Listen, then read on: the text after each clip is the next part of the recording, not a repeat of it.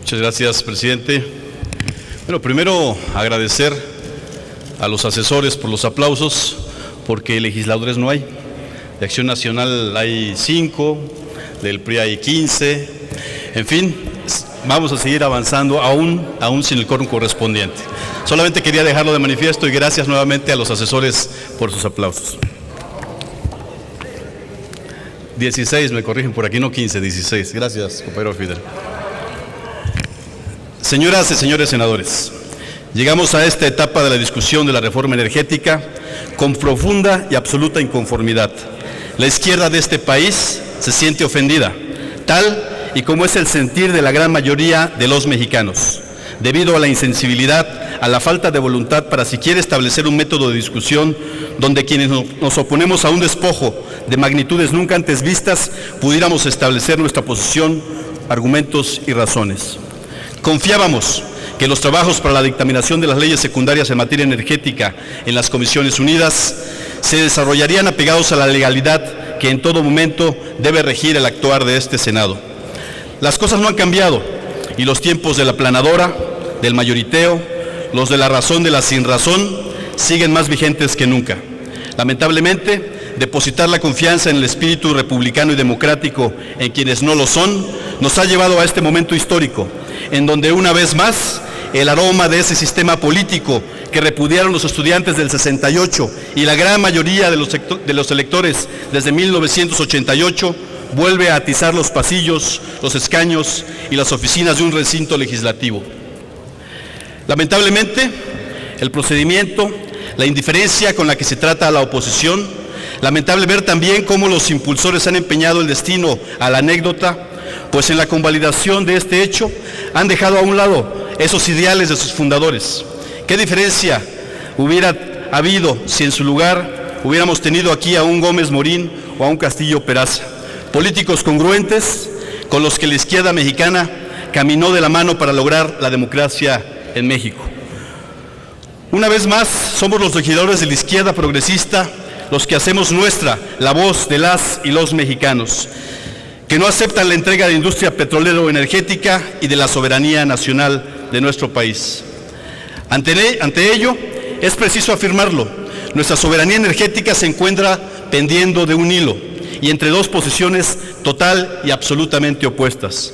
Dos visiones de país, la del regreso al pasado y la de visión del futuro. La primera es la ya de sus impulsores que, aprovechando una coyuntura y una crisis, pretenden presentarnos a las y los mexicanos un Pemex y una Comisión Federal de Electricidad prácticamente en quiebra. Dos empresas que nos bosquejan como lastre y de las que es urgente deshacerse ante su incapacidad para desarrollar la tecnología que garantice su sustentabilidad. Ese discurso se diagnostica por sí mismo como bipolar, cuando por otro lado le ofrece al capital extranjero la posibilidad de abrir la legislación a conveniencia para que vengan a disfrutar de un vasto banquete energético al que ningún mexicano o mexicana está invitado.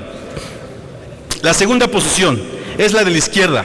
En ella afirmamos que coincidimos con la necesidad de llevar a cabo una gran y ambiciosa reforma energética nacional, pero que ésta debía transitar por un cambio de paradigma y dejar de pensar que seguimos administrando la abundancia, una reforma para apartar a Pemex del presupuesto a fin de generar verdaderos ahorros y obligar a adelgazar la excesiva burocracia federal. Una reforma para fortalecer a la industria con reinversión, con la consolidación de cadenas de valor y de la que todo mexicano se sienta pleno e identificado. Esta es, en blanco y negro, la diferencia entre dos visiones, la de quienes ven la reforma energética como negocio redondo y la de quienes la vemos como necesidad para fortalecer a la industria, pero a partir de otro tipo de modificaciones normativas y estructurales.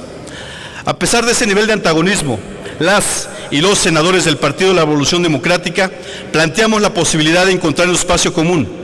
Si nadie dudaba de la necesidad de llevar a cabo una reforma energética, habría que establecer las reformas que la detonaran. Por ello, presentamos un paquete de iniciativas que podían lograrlo sin la necesidad de modificar los principios rectores de la soberanía energética plasmados en la Carta Magna.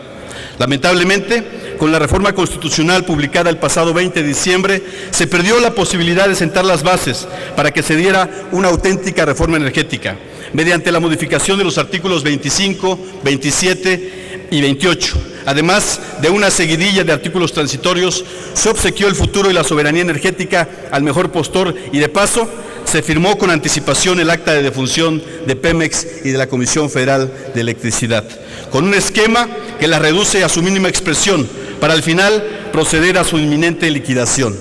El contenido de los 4 dictámenes que han derivado en este periodo extraordinario lo confirman contundentemente. Así, llegamos al día de hoy, no sin antes transitar por el trámite, mas no por la discusión del dictamen en comisiones, y por ende el sinuoso camino de la violación al reglamento como consecuencia de la falta de miras y de visión, que fulminó de un solo golpe la posibilidad de debatir y proponer para presentarles hoy un dictamen decoroso. Tanta cerrazón hubo en su momento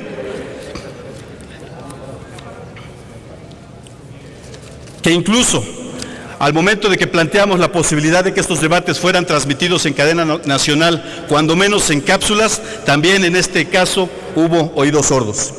Este dictamen es el primero de 4 en donde se pretende elevar a rango de norma jurídica el despojo de la industria petrolero energética nacional. Sus deficientes contenidos, aunado a la carencia de definiciones, poco claros procedimientos y un evidente afán por evitar llamar a las cosas por su nombre, son apenas algunas de las principales características de este.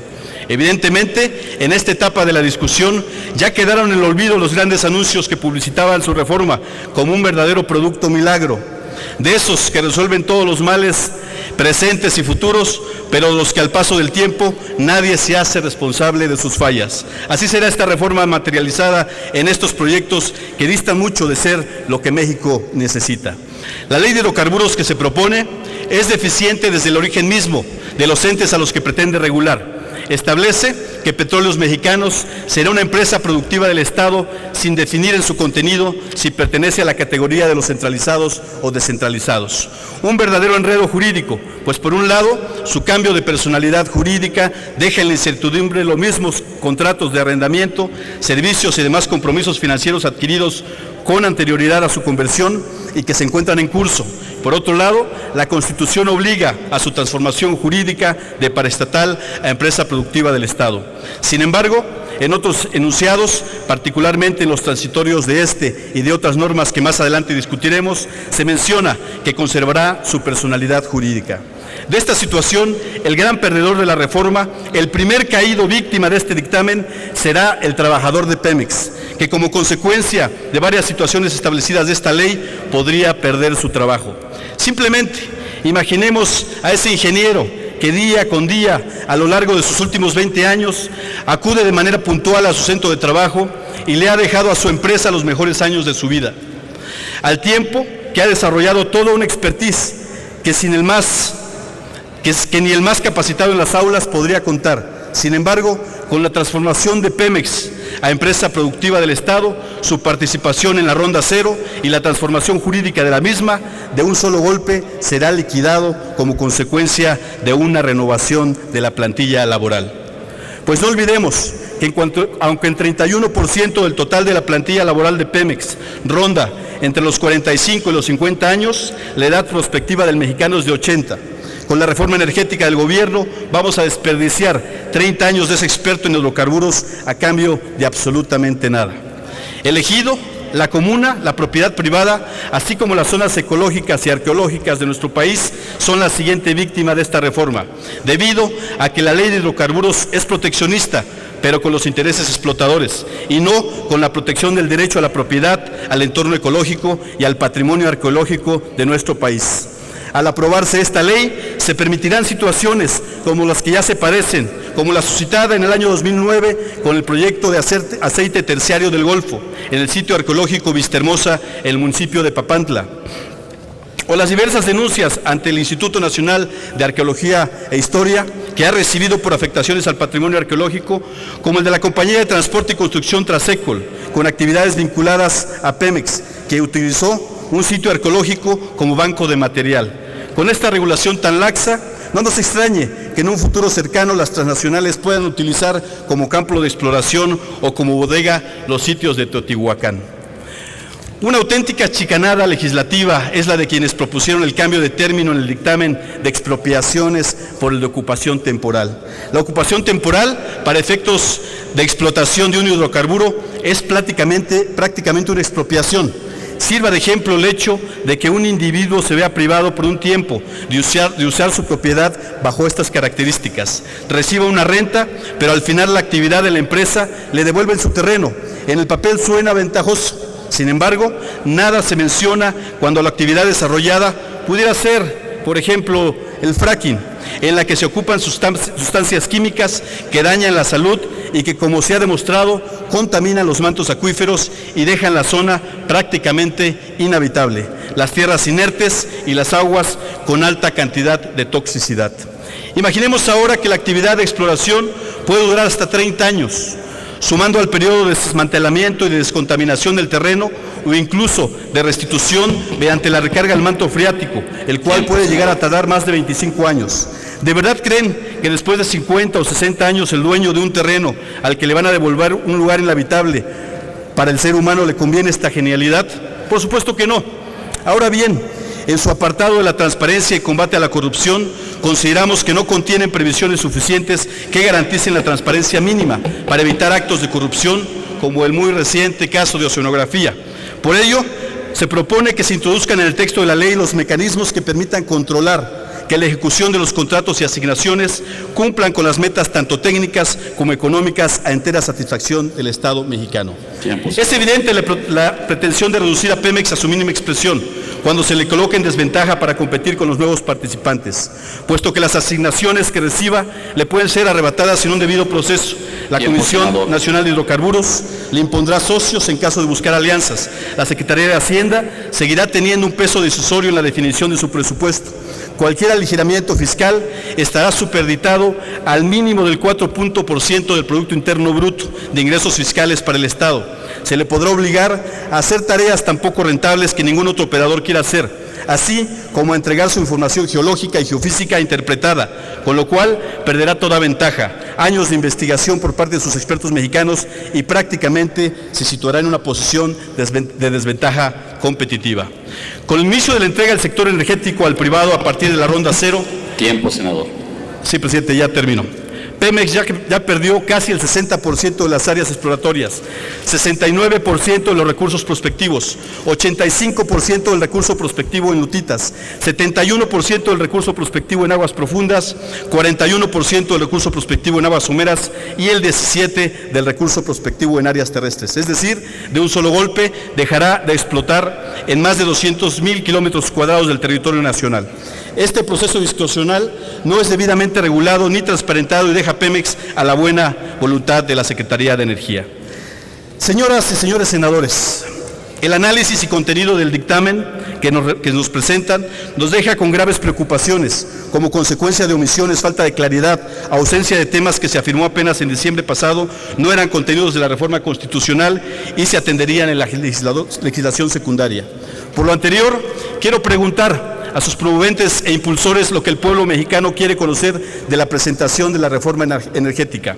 Cuestionamientos que van desde cuándo bajarán verdaderamente los precios del gas, de la gasolina, la energía eléctrica, en qué áreas se crearán esos 500,000 empleos prometidos y cuál será el cronograma de estos supuestos beneficios, o si se ha considerado las afectaciones que habrá al medio ambiente, preguntaría yo a los compañeros del Verde Ecologista, con la perforación hidráulica o fracking, pero principalmente, ¿cómo se asegurará que las utilidades respecto a la apertura del sector de hidrocarburos y energía no se canalizarán a la expansión de la burocracia, pero que sí se reflejen en beneficio del pueblo mexicano? Senador.